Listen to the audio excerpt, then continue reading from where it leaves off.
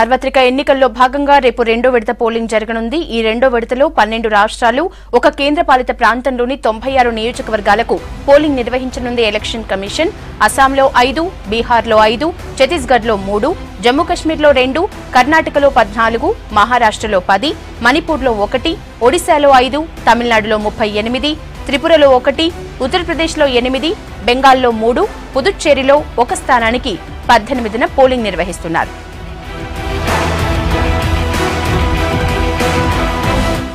తమిళనాడులోని మొత్తం 39 నియోజకవర్గాలకు రెండో విడతలోనే పోలింగ్ జరగాల్సి ఉండగా వెల్లూరు నియోజకవర్గంలో పోలింగ్ క్యాన్సిల్ చేసింది ఎలక్షన్ కమిషన్. అక్కడ భారీ మొత్తంలో డబ్బు పట్టుబడటంతో పోలింగ్ రద్దు చేసినట్లు తెలిపింది. ఇక తమిళనాడులోని 18 అసెంబ్లీ నియోజకవర్గాలకు ఉప ఎన్నికలు కూడా రేపే జరగనున్నాయి. అలాగే ఒడిశాలోని 5 లోక్సభ నియోజకవర్గాలతో పాటు అసెంబ్లీలోని 35 నియోజకవర్గాలకు కూడా రేపు పోలింగ్ జరగనుంది.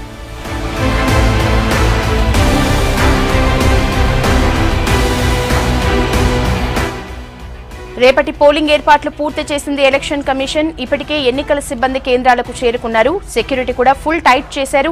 జమ్మూ కశ్మీర్లోని 2 నియోజకవర్గాల్లో భారీ సంఖ్యలో భద్రతా సిబ్బందిని మోహరించారు.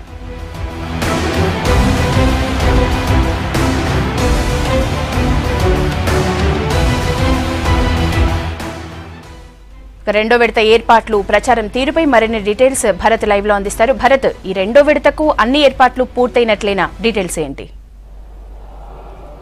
రెండో విడతకు సంబంధించి అటు దేశవ్యాప్తంగా కూడా ఏర్పాట్లు పూర్తయ్యాయి. ఇటు కర్ణాటకలో, ప్రస్తుతం మనం బెంగళూరులోనూ, కర్ణాటకలో కూడా ఏర్పాట్లు పూర్తయ్యాయి.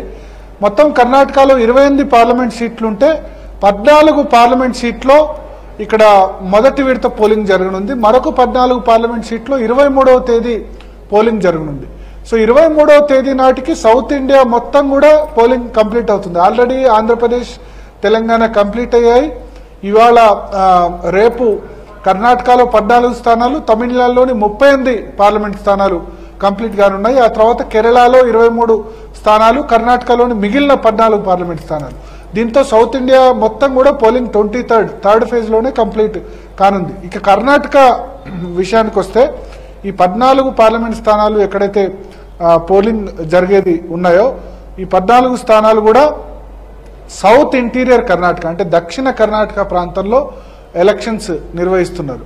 బెంగళూరు, ఆ తర్వాత దాని చుట్టుపక్కల ప్రాంతాలు, ఆ తర్వాత ఓల్డ్ మైసూర్ సంస్థానం, పాత మైసూరు సంస్థానంలోని మైసూర్, హసన్, మాండ్యా ఇటువంటి ప్రాంతాల్లో పోలింగ్ నిర్వహిస్తున్నారు. ఎన్నికల కమిషన్కు బెంగళూరులో పోలింగ్ పర్సంటేజ్ పెంచడం అన్నది ఒక ఛాలెంజ్. ఎందుకంటే ఎప్పుడు కూడా 50% దగ్గరలో, దరిదాపుల్లో నమోదవుతూ ఉంటుంది.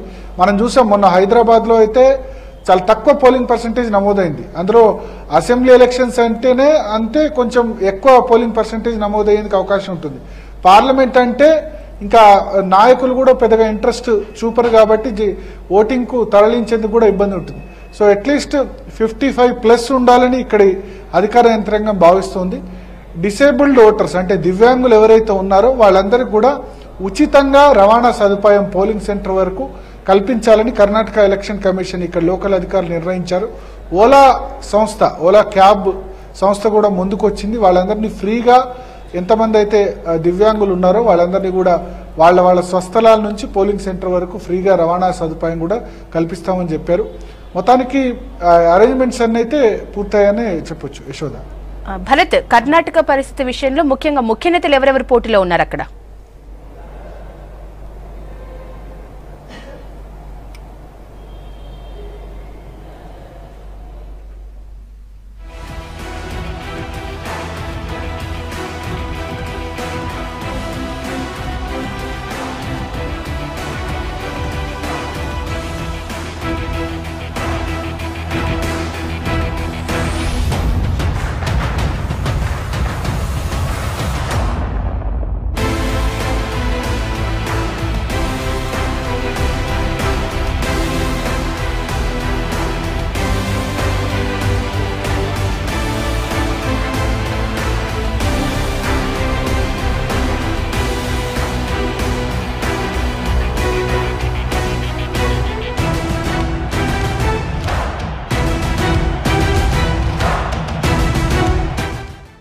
భరత్, కర్ణాటక విషయంలో ముఖ్య నేతలు ఎవరెవరు పోటీలో ఉన్నారు అక్కడ?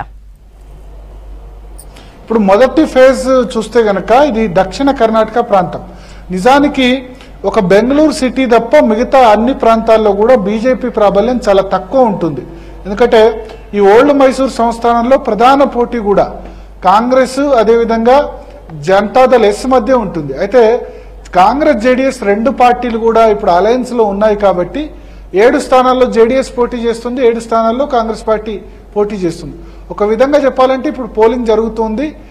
జనతాదళ్ ఎస్ కుమారస్వామి పార్టీకి సంబంధించిన కంచుకోట అయిన ప్రాంతాల్లో ఫస్ట్ ఫేజ్ లో పోలింగ్ జరుగుతుంది. సో కుమారస్వామి కుటుంబం మొత్తం కూడా ఇప్పుడు ఎన్నికల బరిలో ఉంది. దేవగౌడ కంటెస్ట్ చేస్తున్నారు. తుమ్కూరు, బెంగళూరు శివారు ప్రాంతమైన తుమ్కూరు నుంచి దేవగౌడ పోటీ చేస్తున్నారు. అదేవిధంగా దేవగౌడ మొదటి కుమారుడు కుమారస్వామి అన్న రేవన్న కుమారుడు ప్రజ్వల్ రేవన్న, అతను హసన్. ఇది దేవగౌడ కుటుంబానికి కంచుకోట, వాళ్ళ సొంత ప్లేసు.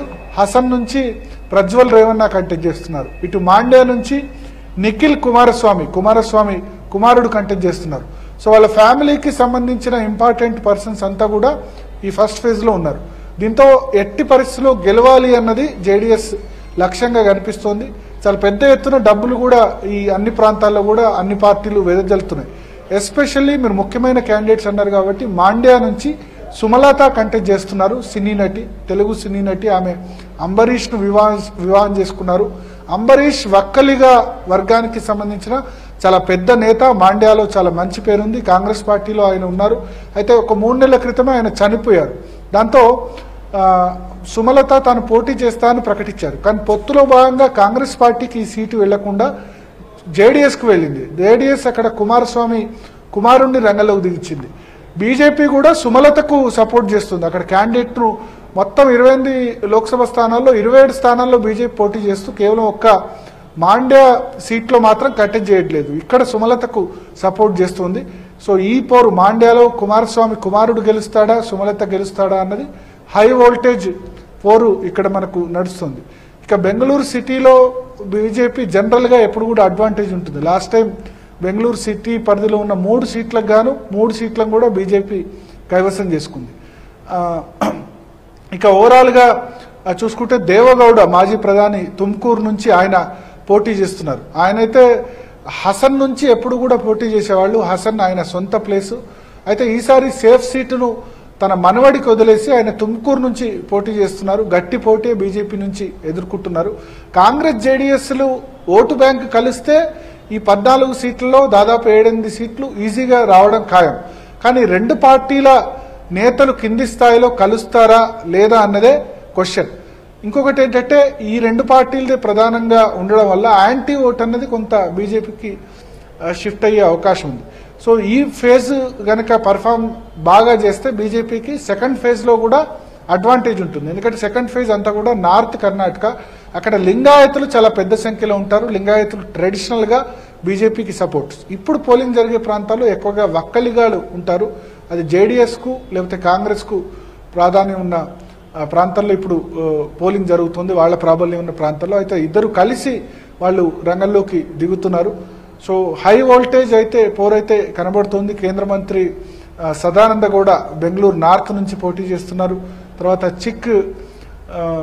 చిక్బళ్ళాపూర్ నుంచి మాజీ కేంద్ర మంత్రి వీరప్ప మొయిలీ పోటీ చేస్తున్నారు.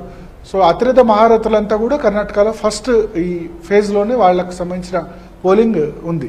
ఓకే భరత్, అలాగే కర్ణాటక తమిళనాడు రెండిట్లో కూడా ఐటీ రైడ్స్ జరిగినాయి. మరి ఇలాంటి నేపథ్యంలో నేతలు ఏమంటున్నారు? ఎస్, అంటే మనం చూసాం ఈ మాండ్యాలో ఐటీ రైడ్ జరిగాయి, హసన్లో, మైసూర్లో, అన్ని చోట్ల కూడా జరిగాయి. కుమారస్వామి కానీ లేకపోతే జేడీఎస్ చెప్పేది ఏంటంటే మమ్మల్ని మాత్రమే టార్గెట్ చేస్తున్నారు. ఎందుకంటే మాండ్యాలో అక్కడ తన కుమారుణ్ణి గెలిపించుకునేందుకోసం కుమారస్వామి చాలా పెద్ద ఎత్తున ఖర్చు పెడుతున్నారు అన్న ఆరోపణలు వినిపిస్తున్నాయి. ఇవాళ మనం చూసాం, ఇవాళ మధ్యాహ్నం కుమారస్వామి హెలికాప్టర్ దిగగానే శివమొగ్గ ప్రాంతాల్లో ఆ హెలికాప్టర్ కూడా ఫ్లయింగ్ స్క్వాడ్, ఈసీకి సంబంధించిన ఫ్లయింగ్ స్క్వాడ్ తనిఖీలు చేసింది. ఆ హెలికాప్టర్లో ఏమైనా డబ్బు మూటలు తీసుకొచ్చారా, డబ్బు సంచులు తీసుకొచ్చారా అని చెప్పి ఆయన దిగగానే వెంటనే తనిఖీ చేశారు. దీని మీద జేడీఎస్ కాంగ్రెస్ అభ్యంతరం వ్యక్తం చేస్తున్నాయి. సెలెక్టివ్ గా ఐటీ రైట్స్ కు పాల్పడుతున్నారు, సెలెక్టివ్ గా చెక్ చేస్తున్నారు. కేవలం మా మీదే ఎందుకు, బీజేపీ నేతల ఇండ్లలో ఎందుకు ఐటీ రైట్స్ జరగట్లేదు అన్నది వాళ్ళు క్వశ్చన్ చేస్తున్నారు. బీజేపీ ఏమో మేము డబ్బులు పంచట్లేదు, వాళ్లే పంచుతున్నారు కాబట్టి వాళ్లకు సంబంధించి ఐటీ రైట్స్ చేస్తున్నారని చెప్తుంది. అయితే అన్ని పార్టీలు కూడా ఇక్కడ డబ్బులు పంచుతున్నాయి. కర్ణాటకలో మనీ పవర్ ఏమాత్రం తక్కువ లేదు, మనకంటే కూడా ఇంకెక్కువగా పెద్ద స్థాయిలో వాళ్ళు డబ్బులు పంచుతున్న పరిస్థితుంది. పార్లమెంట్ ఎలక్షన్స్ అయినప్పటికీ, అసెంబ్లీ ఎలక్షన్స్తో కంపేర్ చేసుకున్నా సరే వాళ్ళ కుమారస్వామి కుటుంబం ఉండడం, అటువైపు బీజేపీ కూడా ఎలాగైనా గెలవాలని ఉండడంతో అన్ని పార్టీలు కూడా పెద్ద ఎత్తున డబ్బులు పంచుతున్నాయి. అటు తమిళనాడు కూడా చూసుకుంటే, తమిళనాడులో ఈ వేలూరు పార్లమెంట్ స్థానానికి సంబంధించిన పార్లమెంట్ ఎన్నిక రేపు జరగాల్సి ఉంది. దాన్ని ఈసీ నిన్న అర్ధాంతరంగా రద్దు చేసింది. కారణం ఏంటంటే మనీ పవర్ చాలా పెద్ద ఎత్తున 10 కోట్ల క్యాష్ డిఎంకే కోశాధికారి దురై మురుగన్ నివాసంలో దొరికింది, దాంతో రద్దు చేశారు. అక్కడ డిఎంకే కూడా అదే వాదన పైకి తెస్తుంది. అన్నా డిఎంకే పైసలు పంచిపెట్టిన చోట ఐటీ డిపార్ట్మెంట్ ఏం పట్టించుకోవట్లేదు, అక్కడ అన్నా డిఎంకే గవర్నమెంట్ ఉంది, అక్కడ పోలీసులు కూడా పట్టించుకోవట్లేదు. కేవలం ప్రతిపక్షాలకు సంబంధించిన వీటి మీదే దాడులు జరుగుతున్నాయన్న విమర్శ అయితే ఖచ్చితంగా ఉంది. సో ఈ రెండు ప్రాంతాల్లో మనీ పవర్కు సంబంధించి అయితే చాలా సెన్సిటివ్ ప్రాంతాలు. తమిళనాడులోని 38 పార్లమెంట్ స్థానాలు, ఇక్కడ కర్ణాటకలోని 14 పార్లమెంటు స్థానాలు. ప్రతిపక్షాలు అయితే ఖచ్చితంగా ఆరోపణలు చేస్తున్నాయి.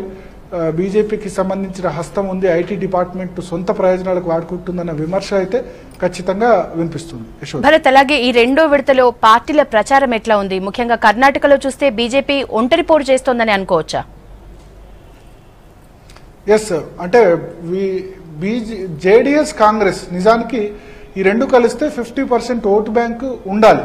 కానీ ఆ 50% ఓటు బ్యాంక్ గ్రౌండ్ లెవెల్లో గ్రౌండ్ అవుతుందా కాదా అంటే డెఫినెట్గా కాదనే చెప్పాల్సి ఉంటుంది. రాజకీయాల్లో ఎప్పటికి కూడా 1+1 అన్నది 2 అవుతుందని ఖచ్చితంగా మనం చెప్పలేం. మన తెలంగాణలోనే కాంగ్రెస్ టీడీపీ కలిస్తే ఏమైందో మనం చూసాం. అయితే ఇక్కడ ప్రధాన పోటీ ఎప్పుడు కూడా ఈ ఓల్డ్ మైసూర్ రీజియన్లో కాంగ్రెస్ జేడీఎస్ మధ్యనే ఉండేది. బీజేపీ కొన్ని జిల్లాల్లో హసన్, మాండ్యా ఇటువంటి ప్రాంతాల్లో నామమాత్రపు పార్టీ, కొన్ని ప్రాంతాల్లో మాత్రమే బీజేపీ ప్రాబల్యం ఉంది. నార్త్ కర్ణాటక, కోస్టల్ కర్ణాటకలో బీజేపీ మొన్న అసెంబ్లీ ఎన్నికల్లో క్లీన్ స్వీప్ చేసింది. కానీ సౌత్ కర్ణాటకలో పర్ఫార్మెన్స్ దానికి బాగాలేదు. కానీ ఇప్పుడు ఈ రెండు పార్టీలు పొత్తు పెట్టుకోవడంతో ఎక్కడైతే జేడీఎస్కు సీట్లు దక్కిన చోట కాంగ్రెస్ పార్టీకి సంబంధించిన ఎమ్మెల్యేలు జేడీఎస్కు పూర్తి స్థాయిలో సహకరించడం లేదు. కుమారస్వామి రోజు అదే చెప్తున్నారు. మాండ్యా జిల్లా ఎగ్జాంపుల్ ఉంది. మాండ్యాలో కుమారస్వామి కొడుకున్నాడు. ఈ కుమారస్వామి కొడుకు కాంగ్రెస్ నేతలు ఎవరు కూడా సహకరించట్లేదు, కాంగ్రెస్ ఎమ్మెల్యేలు ఎవరు సహకరించట్లేదు. వాళ్ళు అంతా కూడా బీజేపీ సపోర్ట్ చేసిన కాంగ్రెస్ నామినీ అయిన కాంగ్రెస్ పార్టీ సుమలత, ఒక విధంగా చెప్పాలంటే.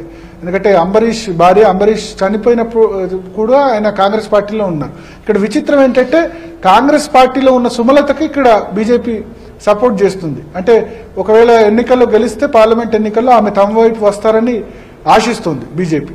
సో అట్లాగే ప్రకాష్ రాజ్ కూడా ఉన్నారు. బెంగళూరు సెంట్రల్ పార్లమెంట్ నియోజకవర్గం నుంచి ప్రకాష్ రాజ్ ఇండిపెండెంట్ గా పోటీ చేస్తున్నారు. ఇక్కడ బీజేపీ కాంగ్రెస్ మధ్య గట్టి పోటీ ఉంటుందనుకున్నారు. అయితే మైనారిటీ ఓట్స్ చాలా పెద్ద సంఖ్యలో బెంగళూరు సెంట్రల్ పార్లమెంట్ నియోజకవర్గంలో ఉంటాయి. దాదాపు 4 లక్షల ఓట్లకు పైగా మైనారిటీ ఓట్స్ ఉంటాయి. ముస్లిం మైనారిటీస్ కానీ, క్రిస్టియన్ మైనారిటీస్ కానీ ఉన్నారు. మోడీని ప్రకాష్ రాజ్ చాలా తీవ్రంగా విమర్శించడం, జస్ట్ ఆస్కింగ్ పేరుతో చాలా క్వశ్చన్స్ అడగడంతో మైనారిటీలు తనకు ఓటేస్తారన్న ఆశాభావంతో ప్రకాష్ రాజ్ ఉన్నారు. కాంగ్రెస్ పార్టీ ఏమో ఇది మైనారిటీ ఓట్లు ఆయన చీలుస్తారు, అంత అల్టిమేట్ గా ఇండిపెండెంట్ క్యాండిడేట్ కు పార్లమెంట్ లో ఓటు ఎలా దక్కుతుంది, గుర్తు ఎలా వెళ్తుంది ప్రజల్లో అన్నది కాంగ్రెస్ పార్టీకి సంబంధించి ప్రధానంగా చెప్పే అంశం. సో ఓవరాల్ గా ఈ 14 సీట్లలో కనీసం 9 నుంచి 10 సీట్లు కైవసం చేసుకుంటామని బీజేపీ చెప్తోంది. ఈసారి కొన్ని స్థానాలు తప్ప దాదాపు అన్ని స్థానాల్లో, ఎస్పెషల్లీ సౌత్ కర్ణాటకలో కూడా మేము ఇంప్రూవ్ అయ్యాం. ఎప్పుడైతే కాంగ్రెస్ జేడీఎస్ రెండు కలిసాయో అక్కడ ఉన్న వ్యతిరేక నేతలంతా కూడా, కాంగ్రెస్ ఎమ్మెల్యేలు కూడా తమ కోసం పనిచేస్తున్నారు జేడీఎస్ కు కేటాయించిన సీట్లలో అన్నది వాళ్ళు చెప్తున్న మాట. ఇక జేడీఎస్ అయితే ఖచ్చితంగా 4-5 స్థానాలు గెలుచుకోవాలి ఈ 7 సీట్లలో. దేవగౌడ ఉన్నారు, 2 దేవగౌడ మనవళ్ళు ఉన్నారు అన్నది వాళ్ళు ప్రయత్నం చేస్తున్నారు. కాంగ్రెస్ పార్టీ కూడా 7 సీట్లు కనీసం 4-5 సీట్లు గెలుచుకోవాలని వాళ్ళు కూడా ప్రయత్నం చేస్తున్నారు. సో అల్టిమేట్ గా అందరి లక్ష్యం కూడా వీలైనన్ని ఎక్కువ సీట్లు కర్ణాటకలో గెలుచుకోవడం అన్నది వాళ్ళ టార్గెట్ గా మనకు కనబడుతుంది. Thank you Bharat.